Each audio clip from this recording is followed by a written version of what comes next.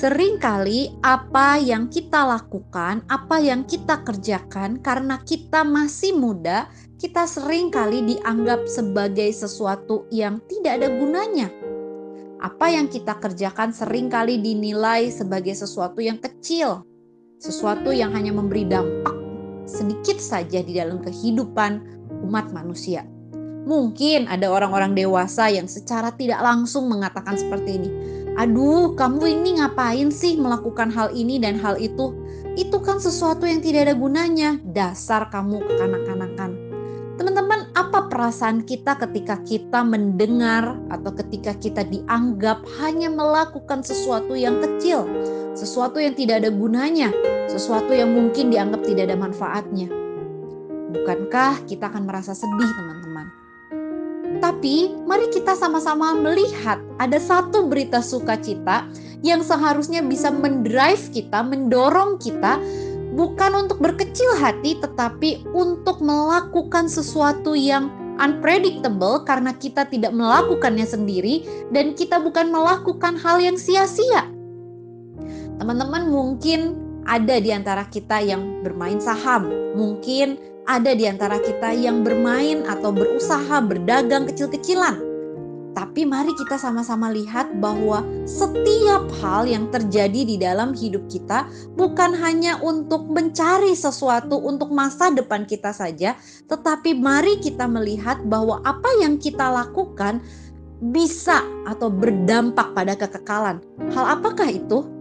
Teman-teman, dari Markus 4 ayat 30 sampai 34 yang baru saja kita baca dan renungkan, mengajak kita anak-anak muda untuk melihat kesempatan untuk melakukan suatu perkara yang besar. Bukan hal-hal aneh, bukan pemberontakan, bukan hal di mana kita dituntut untuk menghasilkan uang yang banyak. Tetapi yang mau Tuhan Yesus ajak kita lakukan bersama dengan Dia adalah memberitakan firman Tuhan. Teman-teman, Tuhan Yesus menggunakan perumpamaan tentang menabur biji sesawi yang dikatakan dengan sangat jelas ukurannya sangat kecil, bahkan lebih kecil daripada ukuran-ukuran yang lain, biji-biji yang lain. Teman-teman, ketika berbicara ukuran yang sangat kecil, Tuhan Yesus langsung menunjukkan bahwa ada sebuah pohon yang tumbuh dari biji yang sangat kecil ini, bahkan tanaman atau pohon yang dipakai sebagai ilustrasi adalah tanaman atau pohon yang bisa dipakai sebagai sebuah perlindungan bagi burung-burung. Teman-teman, apa sih maunya Tuhan Yesus waktu Dia menceritakan perumpamaan ini? Dia ingin mengajak kita untuk melihat seperti ini. Tidak pernah ada hal yang sia-sia, tidak pernah ada hal yang terlalu kecil, tidak pernah ada hal yang tidak berguna atau tidak memberi dampak yang besar ketika kita melakukan pemberitaan firman Tuhan. Ketika kita menaburkan biji sesawi, ketika kita diajak untuk memberitakan kabar baik bahwa Tuhan adalah Tuhan yang mengasihi umat manusia, maka pemberitaan itu bukanlah pemberitaan yang cuman sementara, tidak memberi manfaat, atau kalau mau dibilang hanya berdampak kecil. Tuhan Yesus men-encourage kita, mendorong kita sebagai anak-anak muda untuk melihat bahwa ketika engkau memberitakan firman Tuhan, meskipun itu kelihatannya sangat sederhana hanya dengan mengatakan Jesus love you, atau mungkin kita bisa mengatakan Tuhan mati untuk engkau dan saya, atau ketika kita melakukan yang namanya teladan kehidupan karena Tuhan sudah mengasihi kita, maka apa yang kita lakukan, apa yang dilihat oleh orang itu menjadi sesuatu yang berdampak sangat besar. Teman-teman, waktu berbicara ukuran sayuran atau tanaman yang besar itu yang ada di dalam kebun, maka ukurannya itu adalah 10 sampai 12 kaki.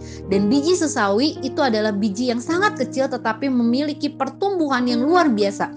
Tuhan Yesus mau menunjukkan bahwa ini adalah sesuatu yang mustahil terjadi, tetapi ini adalah sebuah mujizat yang dikerjakan oleh Dia. Ketika kita memberitakan firman Tuhan, jangan pernah lupa kuasa Tuhan nyata di dalam pemberitaan itu.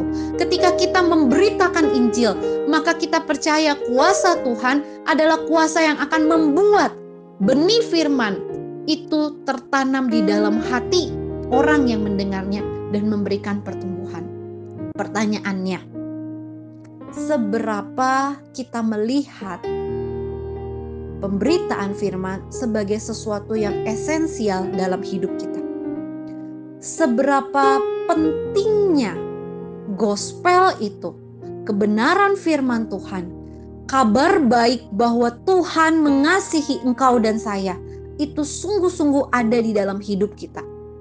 Seberapa pentingkah gospel di dalam kehidupan kita, merubah kehidupan kita, sehingga ketika ada orang yang melihat kehidupan kita, melihat teladan hidup kita, mereka bisa melihat akan karya Tuhan yang begitu besar, kasih Tuhan yang sudah nyata di dalam kehidupan engkau dan saya. Teman-teman, tidak ada pemberitaan firman Tuhan, pemberitaan kabar baik yang terlalu kecil, yang tidak akan memberikan dampak apapun. Jangan pernah lupa, firman Tuhan, kabar baik, Yesus mengasihi engkau dan saya adalah firman yang hidup, firman yang akan mengusik kehidupan kita, firman yang akan menggelisahkan hati orang-orang yang saat ini belum mengenal. Mari kita sama-sama melihat secara khusus di dalam perkataan kita, di dalam tindak kita, di dalam segala sesuatu yang kita kerjakan dan kita lakukan. Adakah gospel itu memberikan dampak dalam kehidupan kita? Adakah kabar baik Yesus mengasihi engkau dan saya nyata di dalam perkataan kita, sehingga orang yang melihat bisa melihat akan kasih Tuhan yang begitu ajaib? Mari kita sama-sama mengambil waktu, kita tenang di hadapan Tuhan, kita refleksikan hal ini.